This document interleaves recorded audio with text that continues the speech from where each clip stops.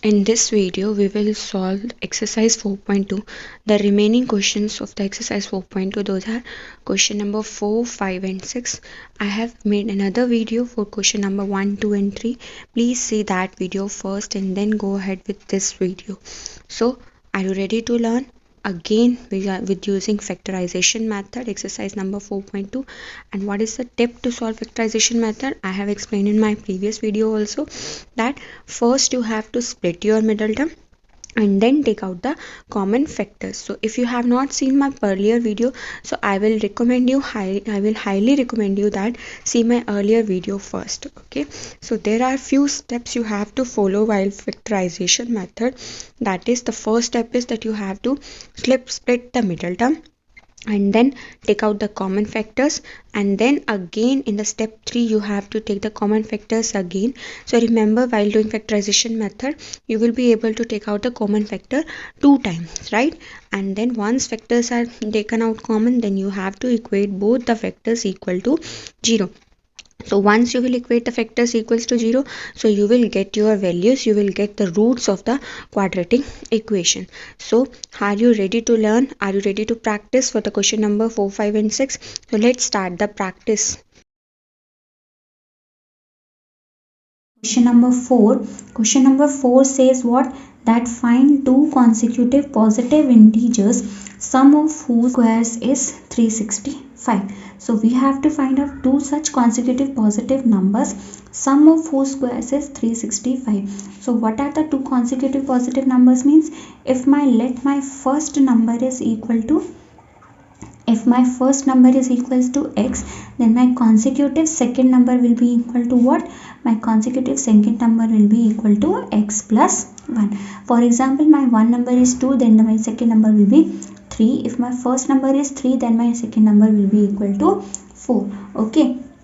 Second condition is given that sum of whose squares is 365, right? Sum of whose squares, first number square will be this and second number square will be this.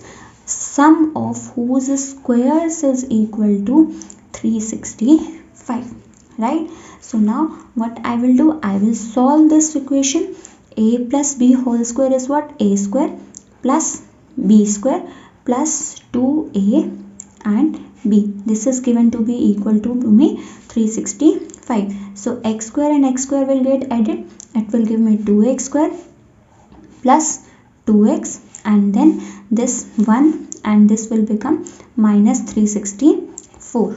Okay, so now I have to do factorization of this. So first I will take out the common 2 from the complete equation, so that my equation is reduced. So it will become x square plus x minus 182 equals to 0. So now this 2 will go here and divide by 0. It will also become equal to 0. So x square plus x minus 182 is equals to 0, right? So my first step while doing factorization method is what? I have to split my middle term, so that I will get, when I will do product of these two terms, I should get resultant as minus 182, and when I will do addition of these two numbers, then I should get result as plus 1. So what can be those two numbers? Those two numbers can be plus 14 and minus 13. So rewrite your equation. X square plus 14x minus 13x minus 182 is equals to 0, right? So if I will write down my equation in this way, that I will take x as common and x square minus 13x plus 14x minus 182 is equals to 0. Now take out the common values. X will be common, and x minus 13 plus 14 into x minus 13 is equals to 0, right? So again take out common. X minus 13 is common from both the sides. X minus 13 into x plus 14 is equals to 0. So this implies either this is equals to 0 or this is equals to 0. Then I will put x minus 13 equals to 0. Then I will get as x is equals to 13. And when I will do x plus 14 is equals to 0, then I will get x is equals to minus 14. So because the numbers are according to the given conditions, numbers should be positive integers. So x cannot be equal to minus 14. So the value of x cannot be equal to minus 14. So my one number will become 13. If my one number is 13, then my consecutive second number will be what? 13 plus 1, which will become equal to 14. Okay, so moving to the next question, question number 5. According to question number 5, the altitude of right triangle is 7 cm less than its base. If the hypotenuse is 13 cm, find the other two sides. So always remember that when you have to imagine any value, then imagine the value with the respect it is given. Altitude is given in the respect of base. So let us imagine that let base is equals to x centimeter. Okay, then altitude will be equal to, then it becomes easier for you to make imagination for the second value, right? Altitude of right triangle is 7 centimeter less than its base. So altitude will be equal to what? X minus 7, because it is given it is 7 centimeter less, right? If the hypotenuse is given to you equal to what? Hypotenuse is equal to 13 centimeter. Okay, so because it is a right angle triangle, so in case of right angle triangle, what does the Pythagorean theorem states that hypotenuse square is equals to perpendicular square plus base square. That means 13 square is equals to x square plus x minus 7 square. So that means 13 square is 169 equals to x square, plus evaluate this value using a minus b whole square. A minus b whole square is what? A square plus b square minus 2a. A is what? X, and b is what? 7. So this implies 169 is equals to x square plus x square will become equal to 2x square. 2 into 7 will be minus 140, 14x plus 49. So 0 will become equal to 2x square minus 14x, and this will become minus 120 is equals to 0. When I will take out 2 common from them, then 2 is common, then x square minus 7x minus 60. Okay, so this 2 will go here and it will also become 0. My equation will be x square minus 7x minus 60. So this is my simplified quadratic equation. So now you have to form the factors of this equation such that when you will do product of these two values, then you will get resultant as minus 60, and when you will do addition, then you will get resultant as minus 7. So what can be those two values? Those two values can be minus 12 and plus 5. Okay, so now write down your equation. X square minus 12x plus 5x minus 60 is equals to 0. So when I will take common x into x minus 12 plus 5 will come out to be common from this equation, these two equations, and inside that x minus 12 will remain, and then x into x minus 12 will come out to be common again, and inside this it will be x plus 5, right? So my next step while doing the factorization is what? First step is that you have to split your middle term, then take out the common values, and then again take out the common values, and now you have to equate your values equal to 0. Means either x minus 12 is equals to 0, that means x is equals to 12, or x plus 5 is equals to 0, that means x is equal to minus 5. But because these are the dimensions values, so these cannot be negative. Okay, so my x will be equal to 12, that means my base is equals to 12 centimeter. If base is equals to 12 centimeter, then what will be the altitude? Altitude is given to me, it is 7 centimeter less, that means that will be equal to 12 minus 7, that means equals to, that is equals to 5 centimeter. Okay, understood? Add your comments if you are not able to understand, or if you are having any other doubts, I will try to help you, try to make another videos for your comments. So moving to the question number 6 of exercise 4.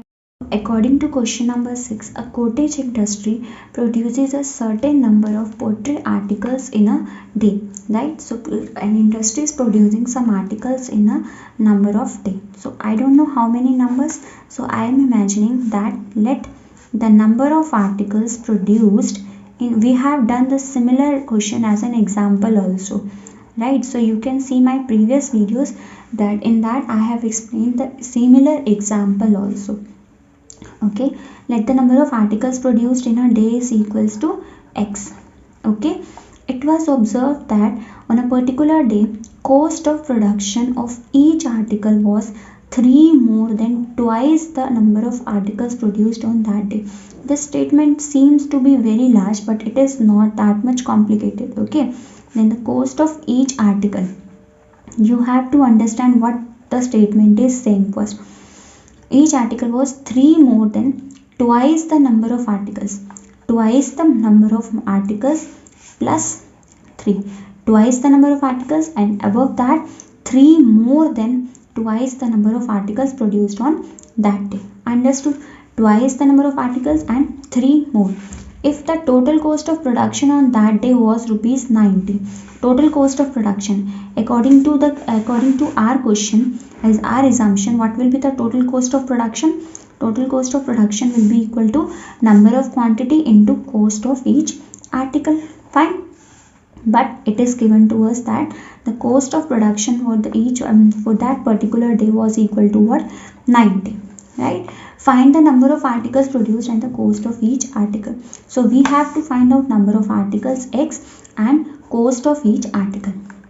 Okay, so now simplify this equation. X into 2x will become equal to 2x square plus 3x is equals to 90. So it will give me 2x square plus 3x minus 90 is equals to 0, right? So now what I have to do, I have to rewrite my equation such that when I will do product of these two values, then I will get resultant as minus 180, and when I will do addition, then I will get the result as plus 3. So what can be those two values? Those two values can be plus 15 and minus 12.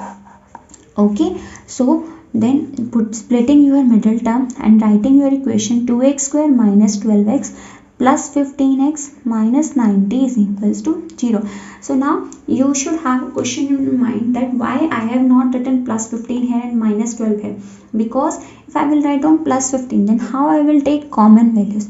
I have to take common values, so that's why I am writing the equation in such a way that I can easily take common. Okay, so 2x will come common, and inside the bracket it will be x minus 12 plus 15 into x minus 6 will come here. Okay, so again I have to take common, so x minus 6 will come common again, and inside the bracket it will be 2x plus 15 is equals to 0.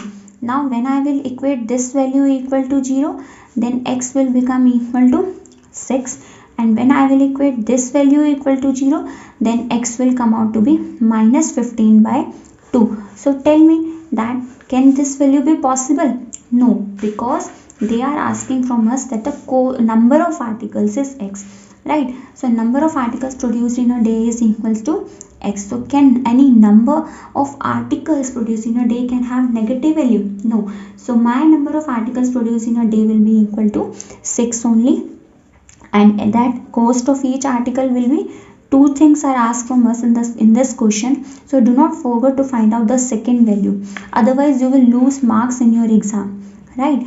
So if it is x, then the cost is equals to 2x plus 3, right? So put the value of x simply and you will get your answer. 2 6 the 12, 12 plus 3 is 15. So cost of each article will be equal to 15. Two things were asked from the question. Find the number of articles produced and the cost of each article. So number of articles will be equal to 6, and write down this also when you are writing answer. Right, number of each article is equal to x and cost of each article is equals to 15 rupees 50.